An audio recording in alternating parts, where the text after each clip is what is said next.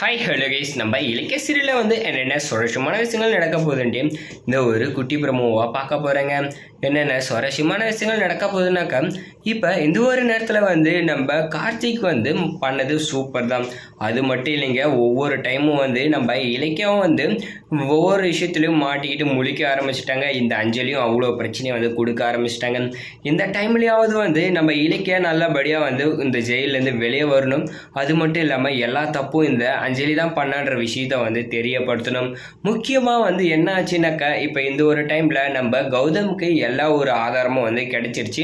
இப்போ கிடைச்சது மட்டும் இல்லாமல் என்ன பண்ண போகிறாங்கனாக்கா, தப்பு பண்ண இந்த பைரவிக்கும் இந்த அஞ்சலிக்கும் சரியான ஆப்பதான் வந்து வைக்க போகிறாங்க.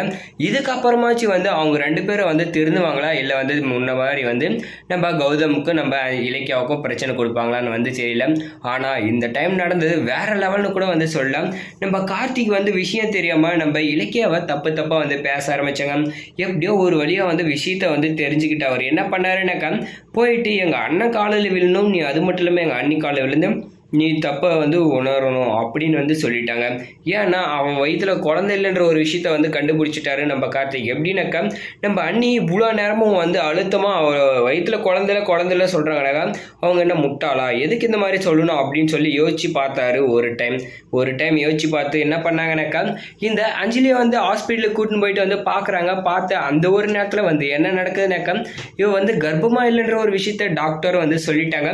சொன்னதுமே வந்து நம்ம கார்த்திக் என்ன கையும் ஒல்ல காலும் ஒல்ல, இவ என் பொண்டாட்டியே கிடையாது, இதுக்கப்புறம் வந்து இவளை வந்து நான் நம்பணும்னா என்ன மாதிரி முட்டாள் வந்து யாருமே கிடையாது அப்படின்னு வந்து யோசிக்க ஆரம்பிச்சாரு. சரி, இந்த ஒரு நேரத்தில் நம்ம கார்த்திக் நினைக்கிறது எல்லாமே வாஸ்தவம் தான். ஆனால் வந்து இப்போ இவரால் வந்து பிரச்சனை ரெண்டு பேர் மாட்டிட்டு இருக்காங்க. ஒன்று வந்து இந்த கௌதம், இன்னொரு பக்கம் இலக்கியாவுக்கு என்ன பிரச்சனைனாக்கா, இப்போ தப்பு பண்ணாமலே தூக்கி உள்ளே வச்சுட்டாங்க.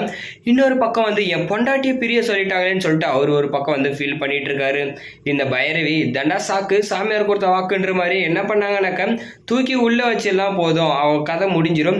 அதுக்கப்புறம் வந்து நம்ம கௌதம வந்து அவளை விட்டு பிரிய வச்சுட்டா போதும் அப்படின்னு வந்து நினைச்சிட்டாரு.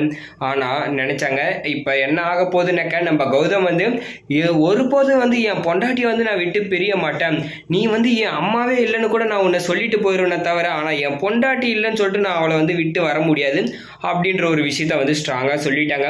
இப்போ அஞ்சலியை வந்து நம்ம கௌதம் காலில் விழ வைக்கணும் அப்படின்னு சொல்லிட்டு நம்ம கார்த்திக் என்ன பண்ணாங்கனாக்கா, நம்ம அஞ்சலியை வந்து தப்பு உணர்ந்து நான் பண்ணதெல்லாம் தப்பு தான், இலக்கியாவை தூக்கி உள்ள வச்சது தப்பு தான் அப்படின்னு சொல்லிட்டு வந்து காலில் விழுந்து என்னை மன்னிச்சிருங்க அப்படின்னு வந்து கேட்டாங்க. ஆனால் நீ எல்லாம் ஒரு பொம்பளை ஆடி அப்படின்னு சொல்லிட்டு நம்ம கௌதம் வந்து திரும்பி நின்றுக்கிட்டாங்க. அவளை வந்து அசிங்கப்பட்டது ரொம்பவே நல்லது அப்படின்னு நினைக்கிறேன். வீடியோக்கள் லைக் போட்டுக்கோங்க. நம்ம அஞ்சலி காலில் விழுந்து கெஞ்சிட்டு சூப்பராக இருக்குது. ஏன்னா பல நாள் தப்பு பண்ணிட்டு எதுவும் தெரியாத மாதிரி வந்து இருந்தாங்களா, இப்போ அவங்க தண்டனை அனுபவிக்கிறது நல்லா இருக்குன்னு நினைக்கிறவங்க கமெண்ட்ல கமெண்ட் பண்ணி வீடியோக்கு லைக் போட்டு சேனலை சப்ஸ்கிரைப் பண்ணிக்கோங்க.